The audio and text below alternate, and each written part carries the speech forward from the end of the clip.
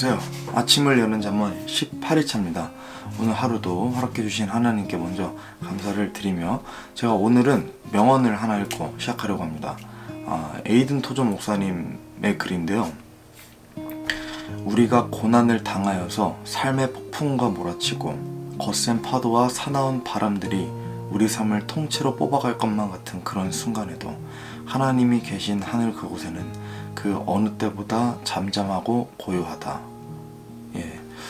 제가 예전에 읽었던 그 에이든 토저 목사님 글 중에 책에 있던 내용 같았는데요. 제 머릿속에 이게 각인이 돼가지고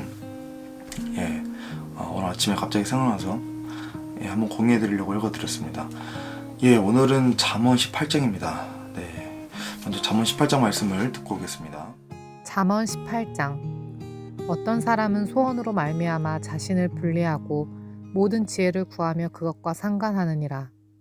어리석은 자는 명철을 기뻐하지 아니하며 자기 마음을 드러내기를 기뻐하느니라. 사악한 자가 이를 때에는 멸시도 오며 부끄러운 것과 함께 치욕도 오느니라. 사람의 입의 말들은 깊은 물과 같고 지혜의 원천은 흐르는 시내와 같으니라. 재판에서 사악한 자의 외모를 받아들이고 의로운 자를 거꾸로 뜨리는 것은 선하지 아니하니라. 어리석은 자의 입술은 다툼 속으로 들어가고 그의 입은 매를 불러들이느니라. 어리석은 자의 입은 그의 멸망이 되며 그의 입술은 그의 혼의 올무가 되느니라. 소문을 퍼뜨리는 자의 말들은 상처들과 같아서 뱃속의 가장 안쪽 부분들로 내려가느니라. 자기 일을 게을리하는 자는 또한 크게 탕진하는 자와 형제니라. 주의 이름은 견고한 망대니 의로운 자는 거기로 달려가 안전을 얻느니라. 부자의 재물은 그의 견고한 도시니 그의 생각에 높은 성벽 같으니라. 멸망에 앞서 사람의 마음에 거만이 있고 명예에 앞서 겸손이 있느니라. 문제를 듣기도 전에 대답하는 자에게는 그것이 어리석음이요 수치니라. 사람의 영이 그의 병약함을 지탱하려니와 상처 입은 영은 누가 감당하리요.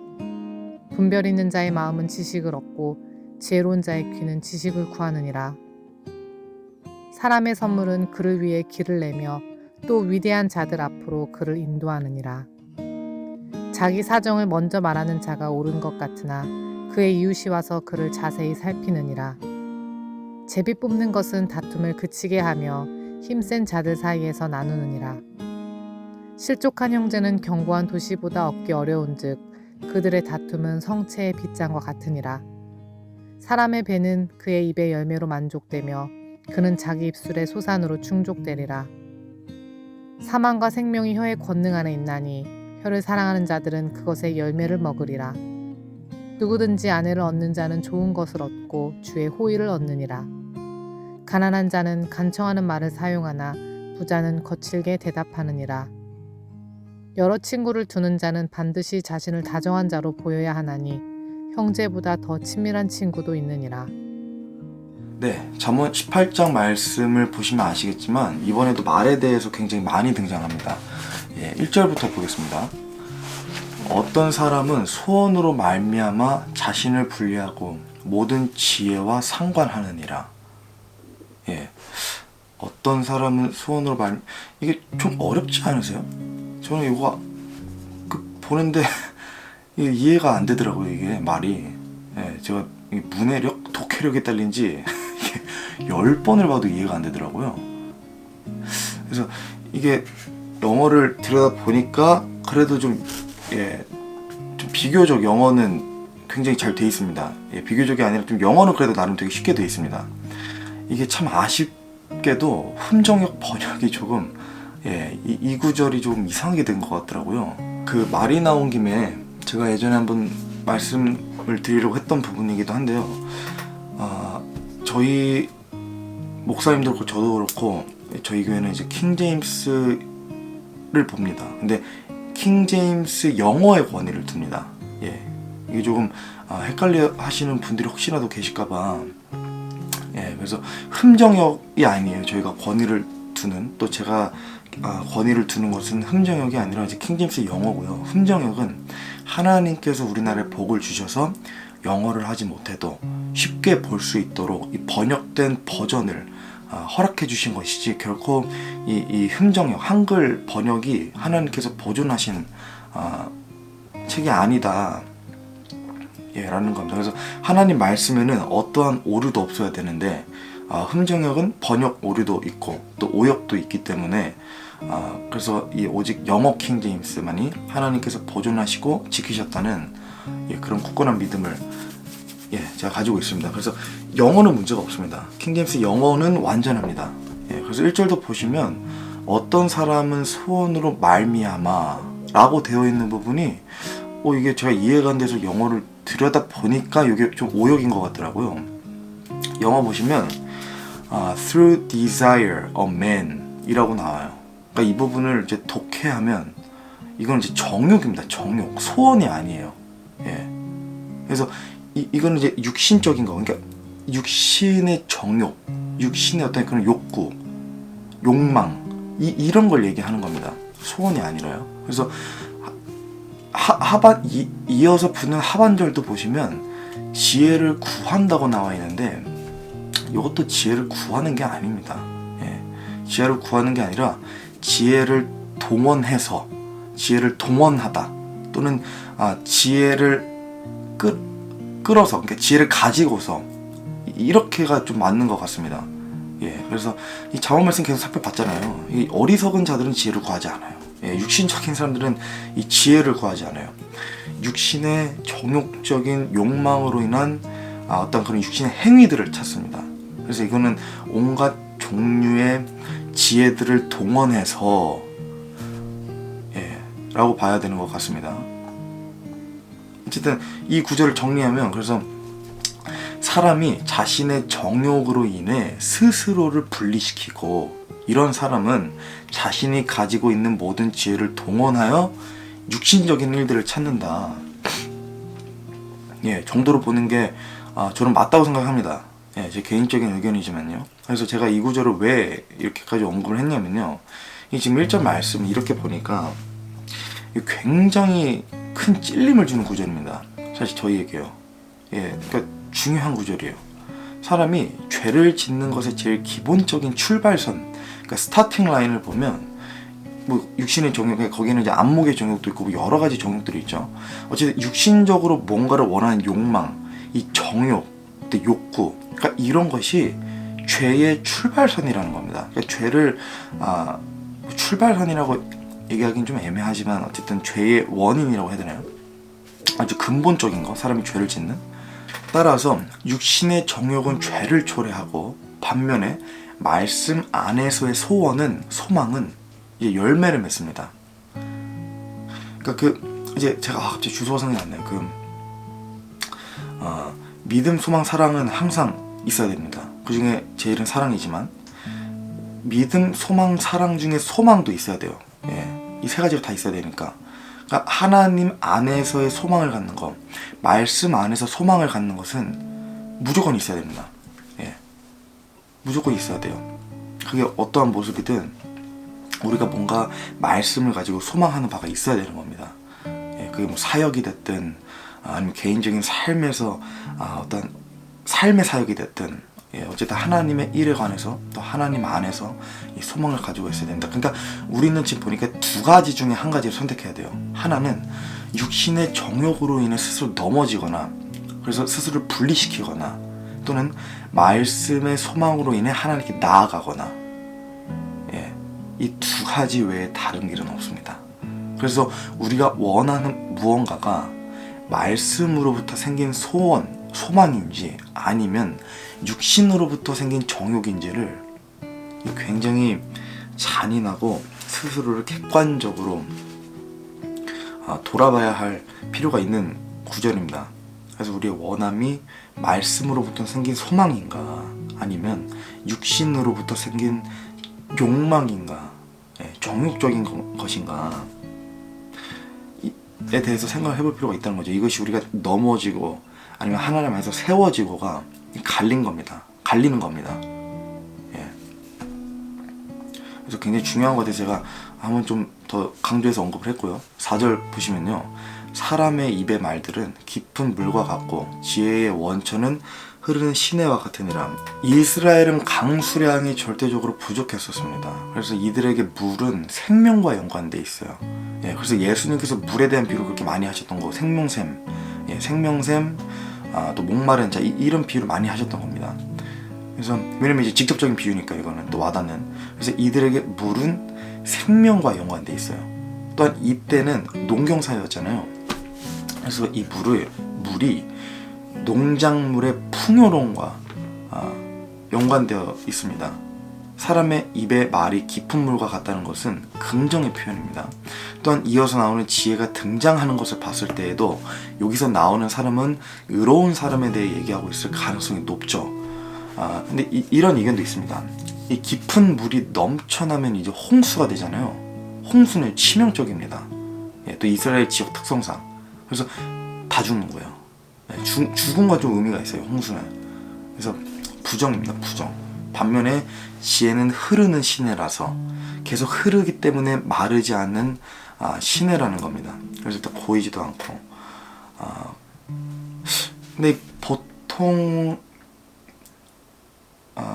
악한 사람은 이제 물이 아니라 이제 불, 어떤 지옥, 예, 뭐 이런 것에 비유되기 때문에 이 이견이 채택되기에는 조금 잘 모르겠습니다. 제 개인적인 생각으로는 부족하지 않나. 예, 그래서 그렇게 생각하고요. 어쨌든 의로운 자의 말은 깊은 물이고 또 지혜의 원천은 흐르는 시내이기 때문에 찾으라는 겁니다. 결국에요. 찾으라. 예. 이 지혜를 찾으라. 원천이 나오죠. 원천, 생명샘이 떠오르죠. 또 요한복음 말씀에 저희가 아는 말씀을 보면 누구든지 목마르거든 내게로 와서 마시라고 하신 예수님의 말씀도 생각이 납니다. 그죠? 그러니까 결국에 이것은 예수님을 찾으라는 것과도 연관이 있는 겁니다. 생명샘이신 예수 그리스도를, 그죠? 지혜의 원천 예수 그리스도, 예, 이렇게 찾으라는 것으로 볼 수 있습니다. 이 정도로 보고요. 8절 보시면요, 소문을 퍼뜨리는 자의 말들은 상처들과 같아서 뱃속에 가장 깊은 데로 내려가느니라.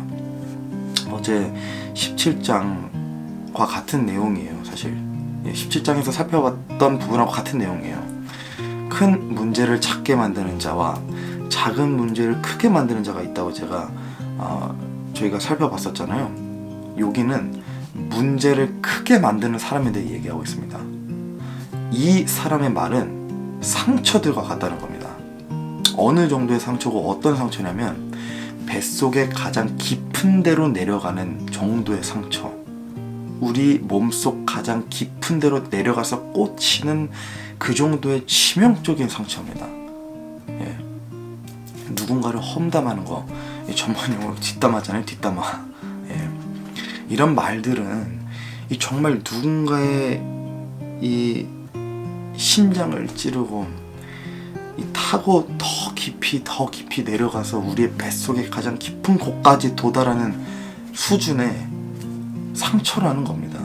예. 누군가 이 내면에 큰 치명타를 입히는 수준이죠. 겉으로 드러나지 않을 수 있지만 이런 사람을 경계해야 되고, 이런 말하는 사람을 뿐만 아니라 저와 여러분도 이런 사람이 되는 것을 경계해야 됩니다. 누군가를 험담하는 것은 어떤 이유든 아무리 좋은 이유를 가져다가 대도 감히 하나님께 용납될 수 없습니다. 10절이요.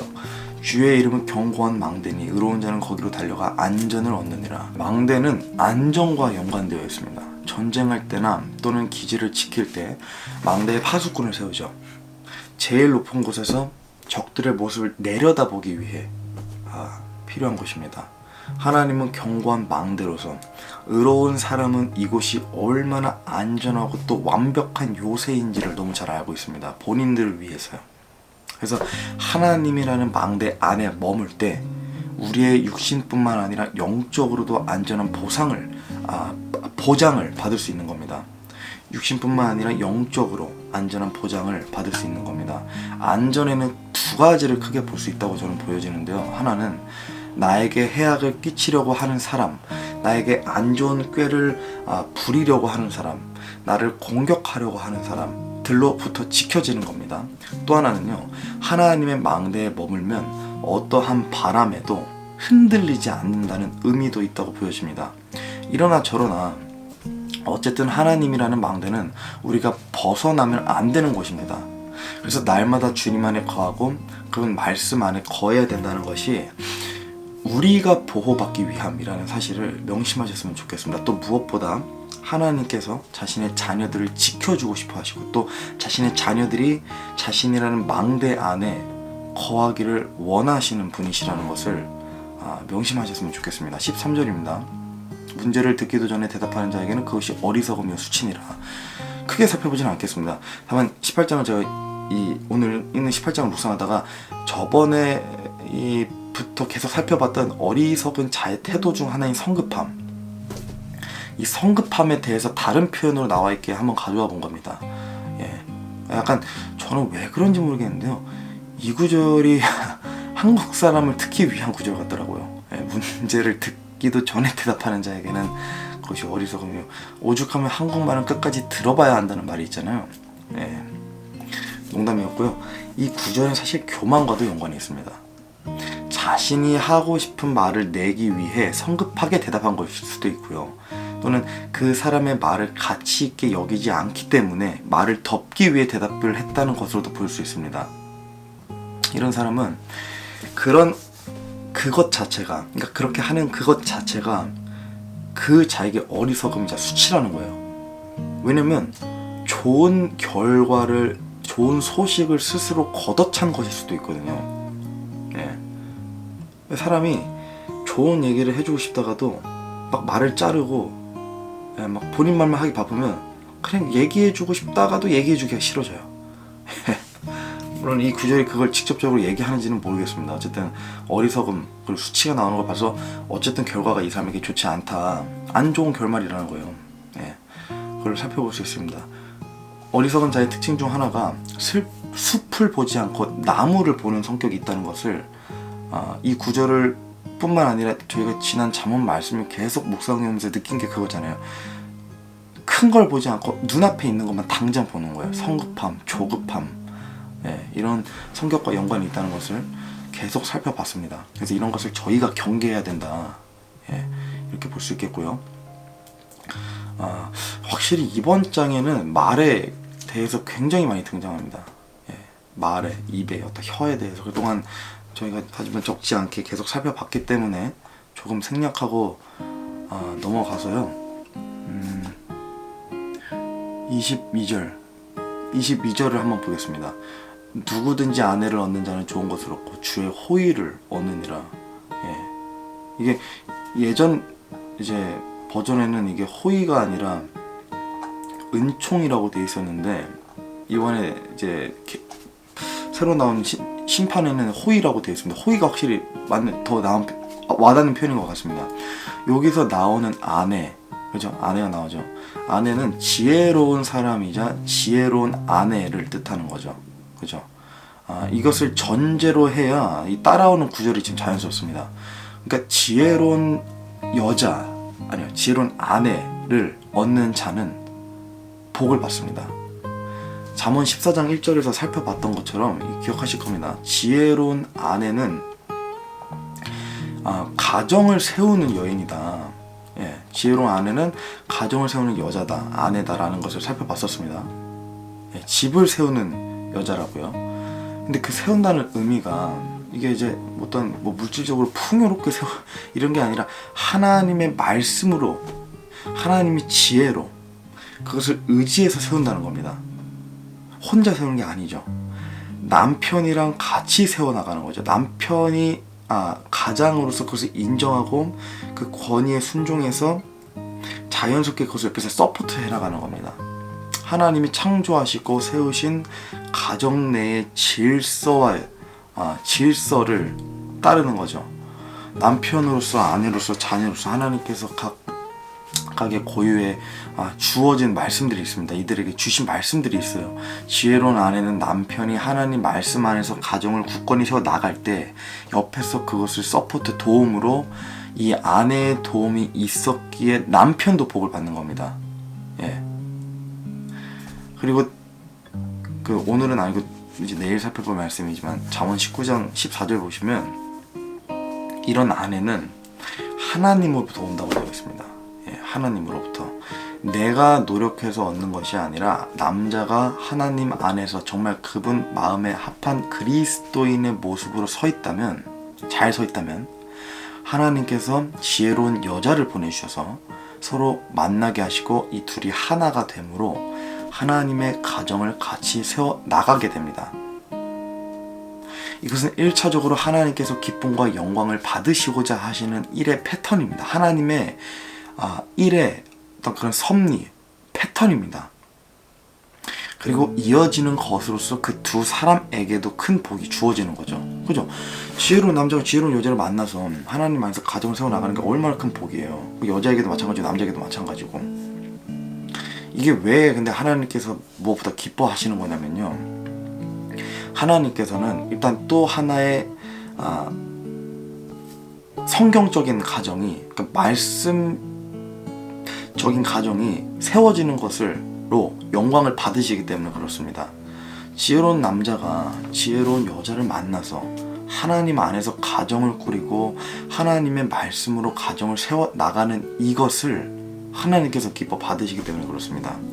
이런 일을 남편과 아내가 말씀으로 수행함으로 하나님께서 영광을 받으시는 거죠.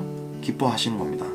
좋은 남편, 좋은 아내는 성경에서 보니까 육신적으로 뭔가 흥한 사람이 아닙니다. 성경에서 말하는 좋은 남편, 좋은 아내는 하나님의 말씀에 순종하는 남편이자 하나님 말씀에 순종하는 아내인 겁니다. 예. 오늘 여기서 마치겠습니다. 요즘 저는 이런 생각이 좀 많이 들어요. 하나님의 말씀 없이 너무 많은 것들이 내 삶에서 진행되고 있었다는 것을 요즘 잠언 말씀을 묵상하면서 참 많이 느끼고 있습니다. 뭐 그 아내, 남편으로서든 아버지로서든 어떤 모습이로든 간에, 그러니까 하나님의 말씀이 없이 너무 많은 것들이 내 안에서 이미 진행되고 있었구나, 이런 것들을 좀 새롭게 느끼고 있습니다. 그리스도인에게 모든 것이 사실 이 믿음 생활의 연장선이어야 되잖아요. 이 별개가 아니잖아요. 다른 곳이 아니잖아요.